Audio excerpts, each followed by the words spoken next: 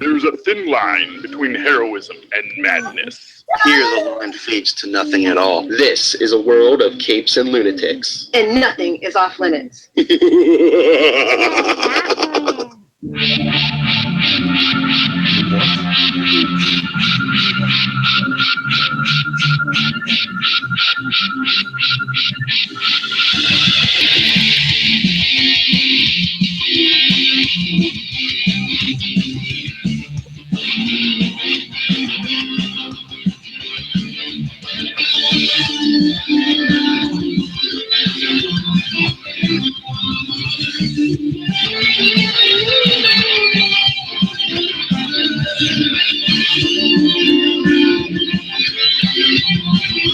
That's a little bit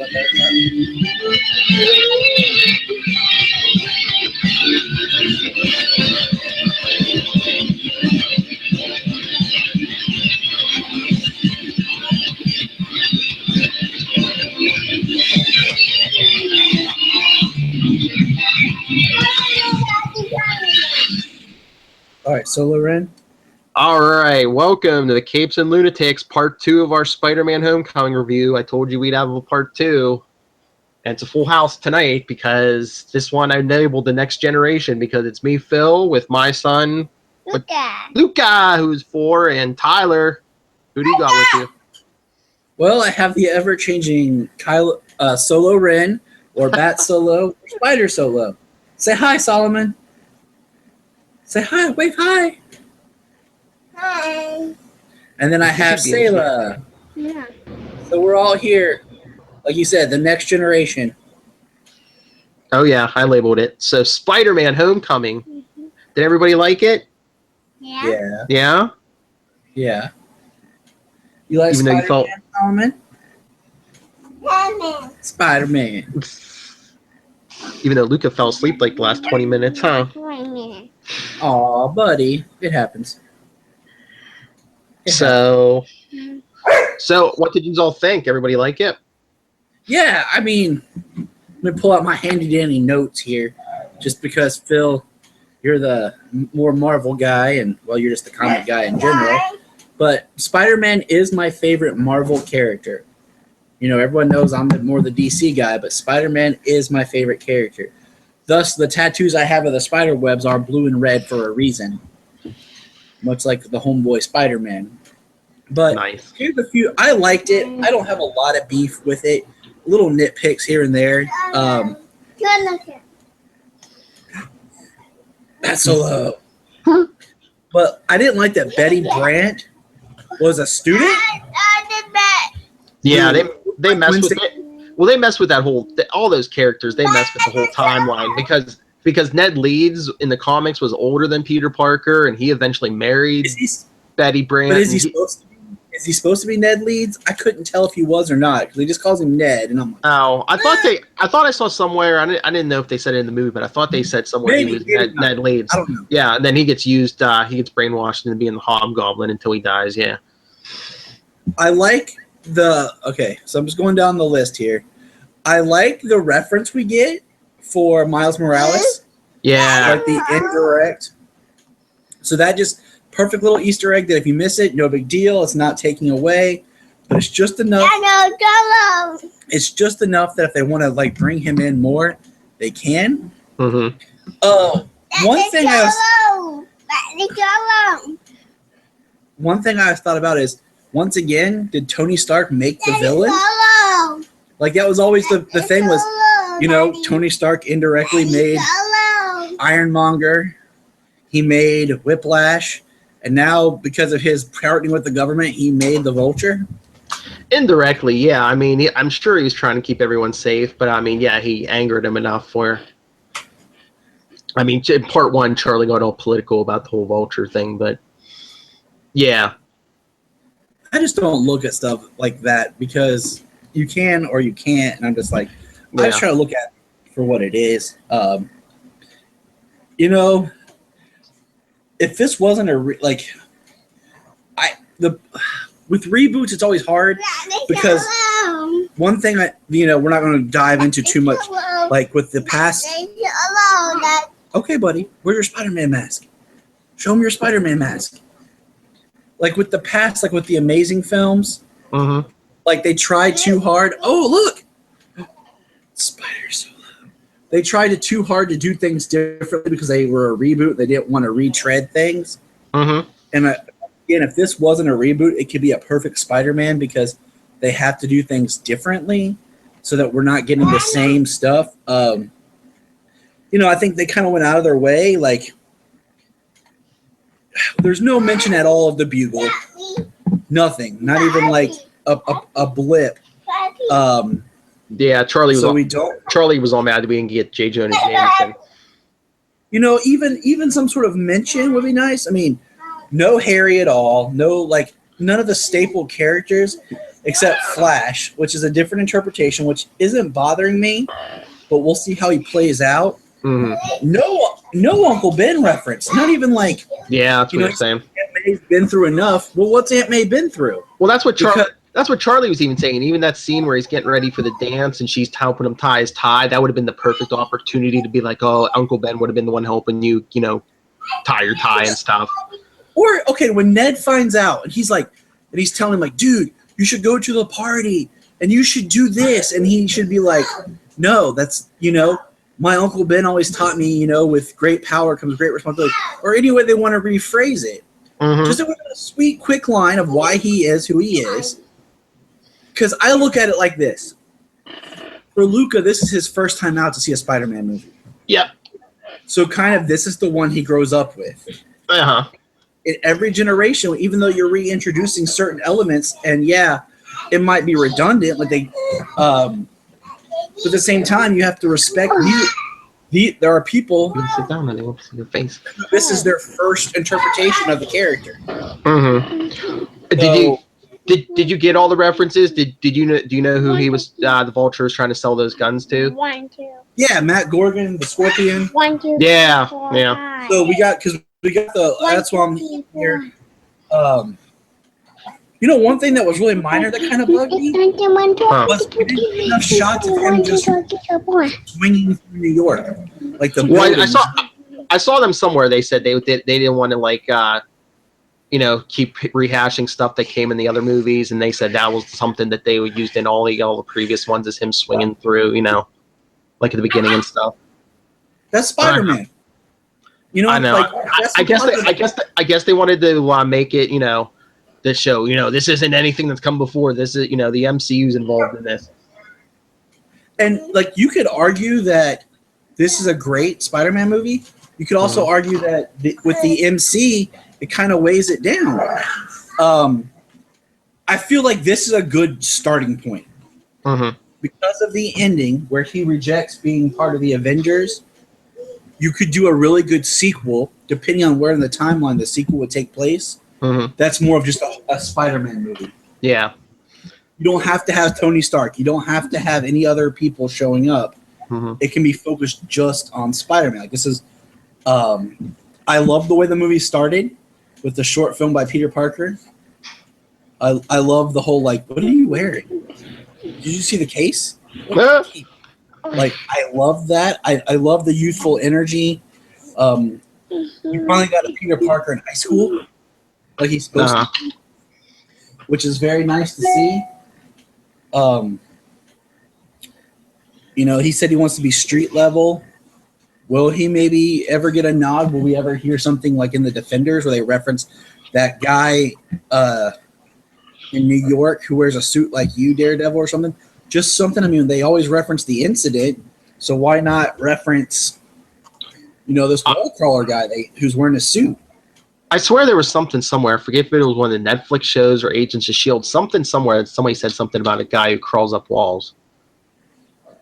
Or maybe at the end of Ant-Man. It was something. Yeah. It was at the end of Ant-Man. They talked about it beforehand, but no Spider Sense. Will that be addressed in a later film? Well, they said they were downplaying it, but like I was telling them, I said it seemed like he didn't have it at all. Otherwise, Aunt May never would have been able to sneak up on him at the end. And we're gonna get there because the one thing I did like about this, as I've rewatched all of the other Spider-Man films leading up to this one, Raimi's films felt like they were all on sound stages and sets. The Amazing films, thanks, buddy, felt like they were filmed more in real locations, and this one felt like a blend of the two, where it was a real location, but also, you know, some stages and stuff too. So like, I enjoyed that. Hey Luca, did you like Iron Man in the movie? Yeah. Did you? Was there enough Iron Man in the movie? Yeah. Yeah. You like Tony, huh? Mhm. Yeah. Of course, you like Tony. Everybody loves Tony. Hey Luca, what's Spider-Man's real name? Peter Parker. Peter Parker. That's right. Now, the last two things, I really don't like the. Hold on. I don't like the whole Michelle say my friends call me MJ, Yeah. because to me, like, she's a new character, which is fine. I like new characters. That's cool. It's an idea. All right, cool. So why do that? It's kind of like the whole John Blake. Oh, my real name's Robin. I don't know if it's just something like, oh, we're not having Mary Jane as the love interest again, but oh, he's with MJ. I don't know. Like, just let it be something new. Mm-hmm. It wouldn't like make me mad, but like if they would have said like she's supposed to be Mary Jane, you know, and stuff. But I don't. Yeah, is that your Batman car? And then of course the last. What did you think about Aunt May finding out? They did that. They've done that in the comics before. I mean, he was out of high school, but then when they took away the whole marriage thing and they like wiped all that out, they wiped out Aunt May knowing. But I mean, for a couple years there, she knew, like right around the first Civil War in the comic books. Yeah, it actually worked. I think it works, and it's one of those things. Going back to you know, doing something just to be different, to set themselves apart, like what's something that hasn't been done that we could pull off, and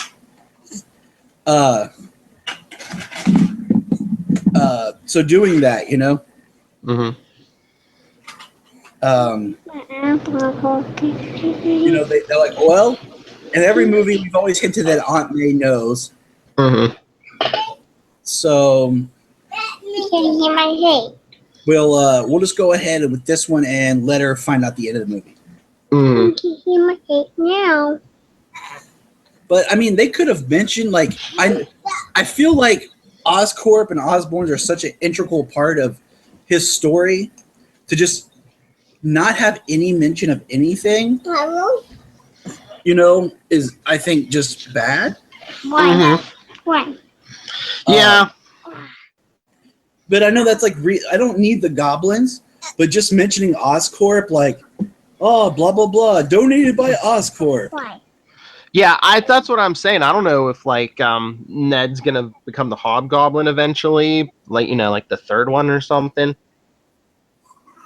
Although, because that's what I don't know if he was like supposed to be like a combination of like, you know, Ned leads from the comics and like Miles Morales' friend Gank, because like Gank was like all into Legos and stuff, and yeah, he was like the chubby Asian kid, and it's like, so I'm like, they kind of wanted to do a Miles Morales story without Miles Morales.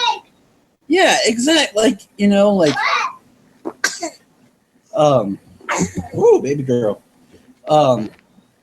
So that's kind of like my thing, is like you took away so much of Peter's mythology. Yes, you've given us a really good Peter Parker and Spider-Man, like the quips, the talk, you know, the youthful energy. You kept him in high school.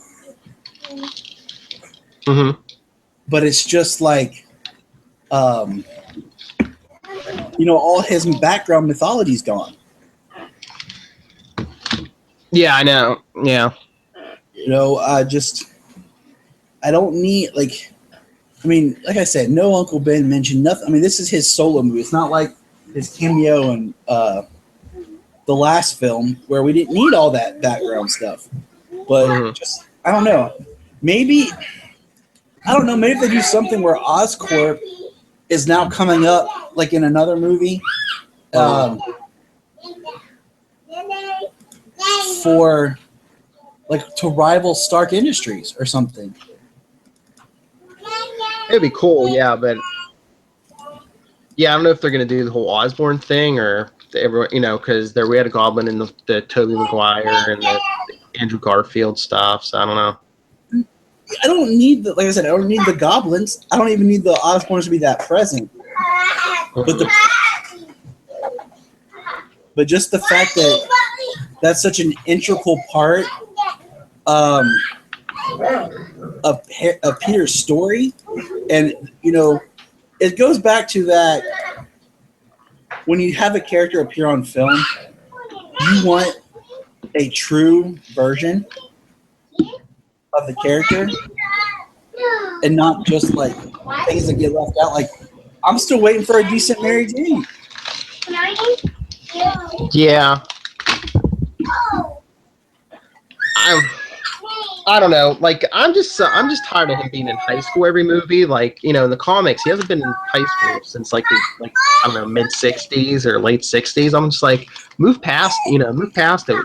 They say they didn't want to like retread stuff from the other movies. Well, he's always been in high school, and I know they want a young Spider-Man, but they could have given us an older Spider-Man with Miles Morales later on. The problem is he was in high school the first Amazing film, but it really wasn't in high school, and then he was in high school for the first half of the first movie, but then he's out. So we're always getting this college level Peter, and not a true child, and that's what we were getting. So I don't know, like I would love a Spider-Man film like the spectacular TV series Solomon and I've been watching, where we have both Gwen. Hey, Solomon, calm down, buddy. We are definitely bringing in the Lunatics tonight. But I want to see Gwen and Mary Jane. Yeah. I wonder how far we'll get with now we have Michelle and stuff. We probably won't. But that's my thing. Is like I want to see them. Solomon.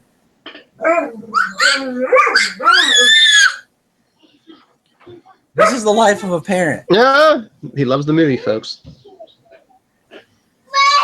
Yeah, we're gonna have to call this soon. All the kids have lost interest. Luca, come here. Come here. It's all right. I made my piece. I said what I wanted to say, but I like it. Let me ask you this real quick. Sure. What list? Not by just by favorite Spider-Man. Like list your ranking of Spider-Man films, favorite to least favorite. I saw your. I'm trying to remember. I saw your ranking. It's probably close to the same, if not the same. I like Homecoming might be my favorite. I like Spider-Man. 2 and 2 are probably my next favorites. 2 and 3, depending on the day, you could probably interchange them. But it's probably Spider-Man 2, Amazing 2, and then one and 1, and then 3. Spider-Man 3 is dead last. Spider-Man 3 is dead last, and before that's Amazing 1. Yeah. But my thing is, there's a lot that I like in Amazing 2. Mm-hmm. And mainly I feel like if you look at Andrew Garfield from Amazing 1 to Amazing 2, it's almost a different character as Spider-Man. And I feel like in Amazing 2, his Spider-Man and Gwen are on point enough that I really like that film. Yeah. It's not perfect. Don't get me wrong. I know it has its problems. I blame it all on Sony. Yeah. Because they cut that movie to crap because they wanted to expand their universe. Yeah. So, Phil, we'll talk more later. It's time for the kids to go to bed. Bye, Luca. Hope to see you here soon, buddy. We want to come down and visit. Hey, what was your favorite part of the movie? At the end. The end? You missed most of the end. Or did you like the credits when all those cartoons are dancing? Did you like the vulture? Yeah. Yeah. Yeah. Do you like Spider-Man fighting? Yeah. Yeah. Hey, And you said you like Iron Man. Yeah. The Shocker. Do you like the Shocker? Both of them. Mhm. I didn't Yeah. get to talk. I didn't like that Shocker only had one hand thing. Yeah, I know. That was weird. Again, there was like two of them. It was kind of weird. Unless they're building it up so he'll be more of like the Shocker and like a. I think the sequel to Homecoming should be just Peter versus the Sinister Six. Yeah. There you go. Because we got Vulture, Scorpion, and Shocker started, and then you don't. There's always a rotation of the Sinister Six, but you could very easily bring in Octopus and then pick two more that you'd want to use. It doesn't have to be the straight same. Like Mysterio would be a great one, just because we haven't seen Mysterio. Yeah. So, but all right, man, we'll talk more later. I'm gonna listen to part 1 now. I didn't want to listen to it to you, and I got to talk. Okay. Just because I didn't want to have I didn't want to be influenced by anybody else. I just wanted to say what I was thinking. But Okay. all right, buddy. If you want to go, we're just gonna do the plugs and the music at the end. So. All right, I got a fussy baby starting. All right. I'll see you Saturday. All right, buddy. Bye. All right. All right, everyone. That was the great Tyler and Solo, right, Luca? Mhm. Yeah. Was he wearing a lot of masks, like a Spider-Man mask and like a Darth, Kylo Ren mask? Huh? I think he had a Batman mask too, huh? I hurt my toe. I know you hurt your toe because you were playing over there, huh? That's okay. It's all better. And everyone listening, you can catch the next episode we should have up is Super. If you want to catch us live, check out YouTube. Super Connectivity. We will be live Friday, I believe, 7 p.m. and Saturday morning we should have the next episode 9 of the Capes and Lunatics, at 10 a.m. Eastern. So if you want to check us out on YouTube, check that out. We're usually live Saturday mornings, and Super Connectivity is usually Friday nights. So check those out. But if you want to get a hold of us, email us, capesandlunatics@gmail.com. Facebook is facebook.com/capesandlunatics. Twitter is @capeslunatics. Instagram is Capes and Lunatics. Pinterest is Capes and Lunatics blog, Capes and Lunatics podcast, and check out our voicemail. Send us your thoughts on Spider-Man Homecoming or anything pop culture related. We'll discuss it. Luca, what's the phone number? 614. 614. 614. 8. No. Okay. 82. Mm-hmm. 2 That's right, son. That's 614-382-2737. That's 614-38-CAPES. All right. Thank you once again for joining us for another Spider-Man Homecoming review. I know Tyler couldn't make it last time, so he wanted to get in, and the kids wanted to get in and on it because if you haven't got it from both our reviews, this is not only is a good MCU movie that adults will enjoy, but you can also take your kids to. It's a fun time for everybody, huh? Did you have fun at Spider-Man? Yeah. Yeah. All right. All right, and until next time, this is Phil and Luca for the Capes and Lunatics. Again, I am Phil, and this is Luca. Not bad for a 4-year-old, huh? All right, everyone. Good night, and join us next time.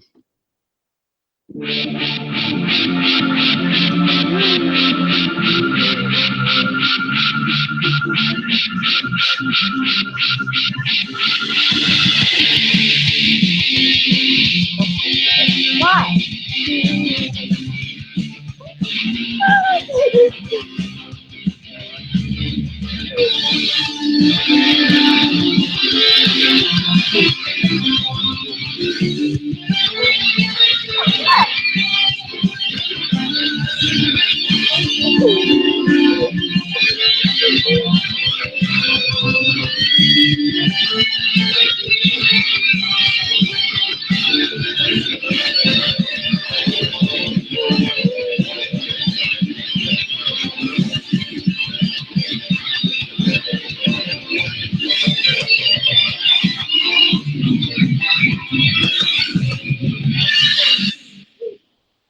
Remember, everyone, raise your children to be Peter Parkers, not Flash Thompsons. Good night.